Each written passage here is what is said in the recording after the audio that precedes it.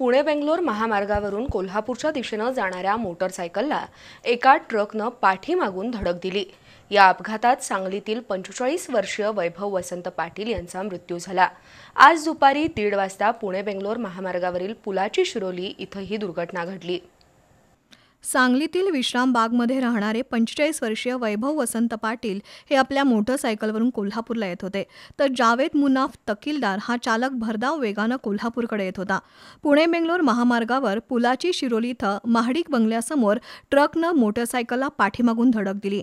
त्यामुळे मोटरसायकलवरील वैभव पाटील रस्त्यावर आपटले आणि त्यांच्या डोक्याला जबर दुखापत झाली, तर एका पायावरून ट्रकचं चाक गेल्यानं ते गंभीर जखमी झाले।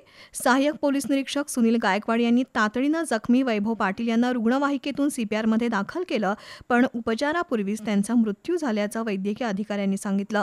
पोलिसांनी 71 वर्षाचा ट्रक चालक जावेद तकीलदार याला ताब्यात घेतलंय।